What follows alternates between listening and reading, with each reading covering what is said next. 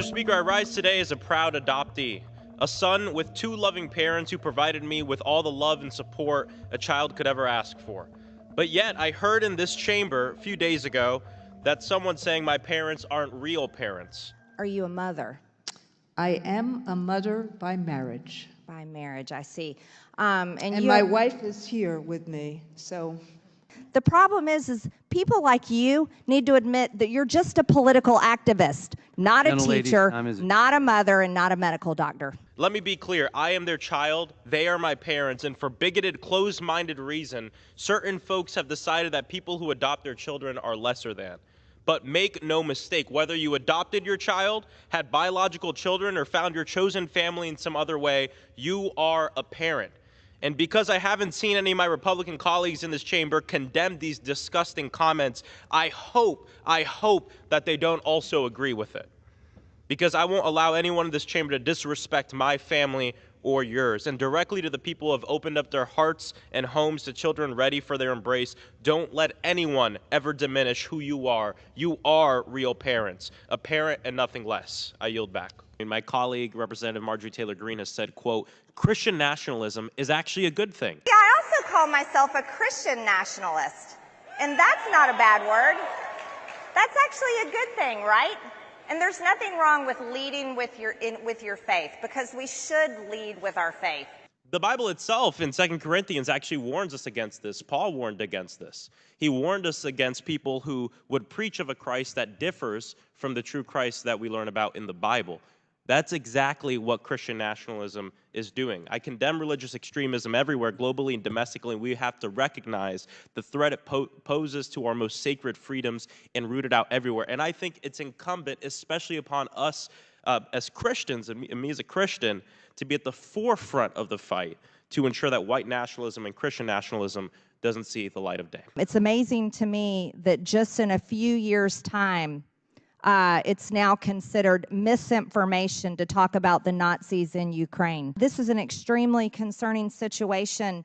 I don't think anyone in the United States government and Americans do not support actual Nazis or white supremacists. I know I certainly do not.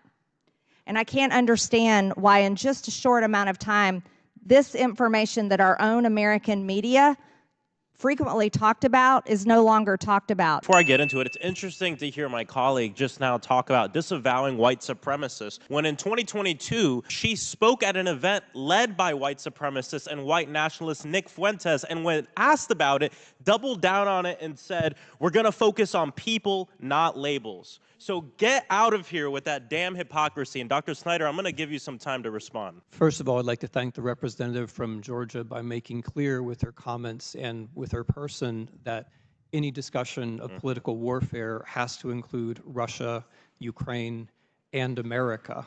She's just demonstrated that point, I think, very powerfully. We've got our infamous colleague from Florida, or from Georgia, saying that she, quote, can't wait for mass deportations to start on day one of the Trump administration. And then we have the criminally indicted former president himself saying that he wants to scrap birthright U.S. citizenship. I want to remind everybody that the promise of this country, the promise written on the Statue of Liberty, is one that welcomes all folks who are most vulnerable with open arms, like my mother did when she came here from Cuba as a refugee and asylum seeker. Republicans in the House need to stop lying to the American people, and if you don't believe in the promise of this country or our values, you don't believe in the beacon of hope, which is the Statue of Liberty. Time has expired. Thank you so much, Dr. Snyder. And, you know, this hearing was put together to talk about political warfare, and it's strange because a lot of my Republican colleagues seem to be pointing a lot of fingers, but not at Vladimir Putin and not holding him accountable. I mean, even top-ranking Republicans are having enough of it. Michael McCall said, quote, I think Russian propaganda has made its way into the United States. Unfortunately, it's infected a good chunk of my party's base, unquote. We just heard some of that right now. Republican Michael Turner, chairman of the House Intelligence Committee, quote, we see directly coming from Russia attempts to mass communications that there are anti-Ukraine and pro-Russia messages, some of which we even hear being uttered on the House floor. Dr. Snyder, can you talk really quickly about some of the main narratives Russia uses when engaging in political warfare? I appreciate this question because if we're going to talk about political warfare, we have to take into account the ways that countries cooperate. It's entirely artificial to say, here's China, here's America. That means that we leave aside Xinjiang, at least we leave aside Tibet, Hong Kong, Taiwan, New Zealand, Australia, Europe, all the places where China practices political warfare, and we leave aside Russia and Ukraine, which is where it matters the most. Political warfare is only political warfare if it passes through us. That is the intention. We've just seen an example of it passing through a person. It's only political warfare if it passes through us.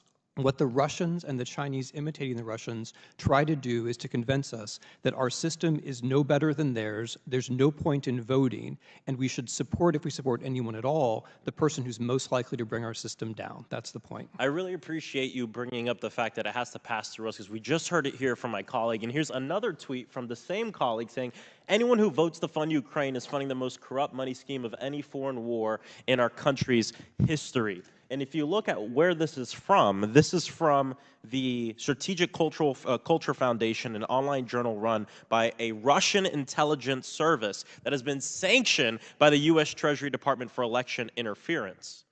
So we see it passing through us, and not just with the colleague that just spoke, but with many of my colleagues on the other side of the aisle. And what Russian propaganda won't tell you is most of the money allocated for Ukraine is actually spent in America.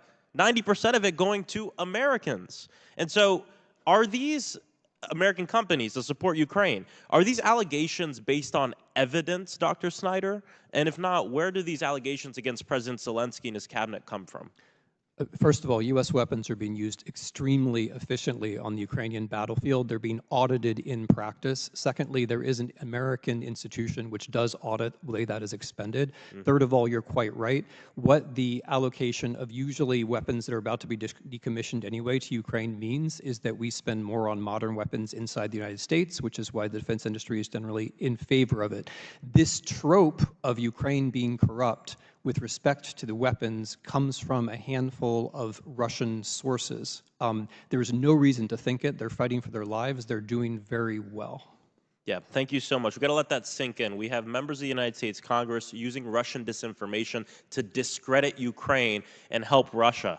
And I yield back. Thank you. Religious prosecution and violent extremism globally are very serious threats to U.S. security and human rights abroad.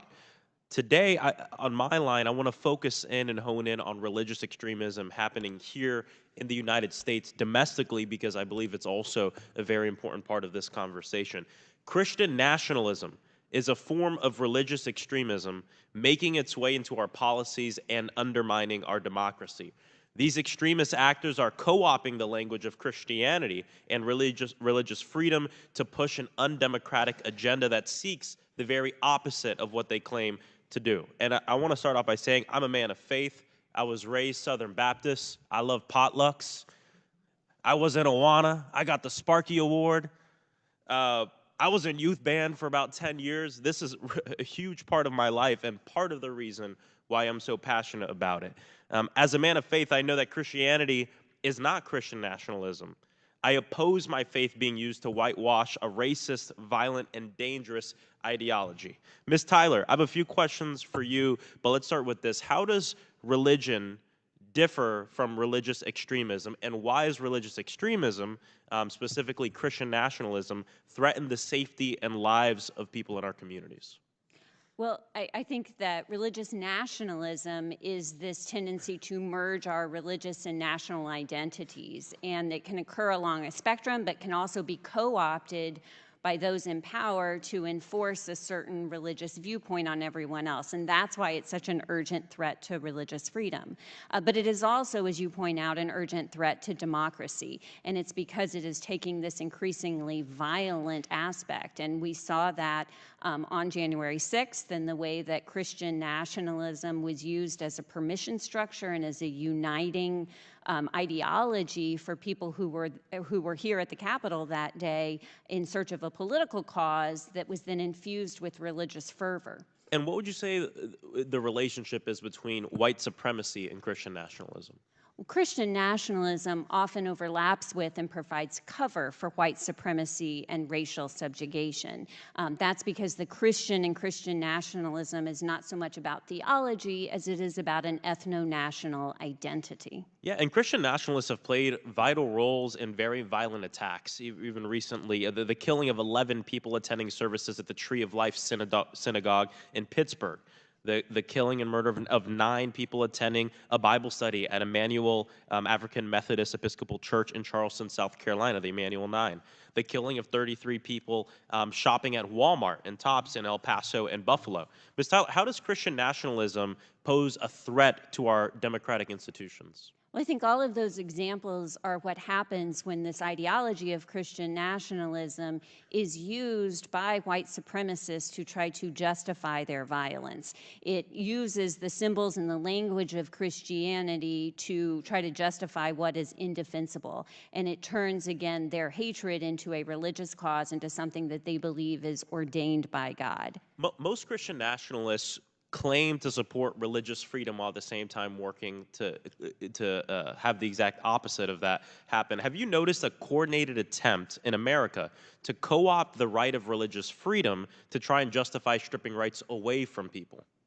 Well, I do think that language really matters here in definitions, and too often we hear the language of religious freedom being used for what is really religious privilege or Christian nationalism. True religious freedom requires equality for all people regardless of religious belief, and that's why it's so important, as our Constitution promises, that the government will stay neutral when it comes to religion to allow all religions to flourish.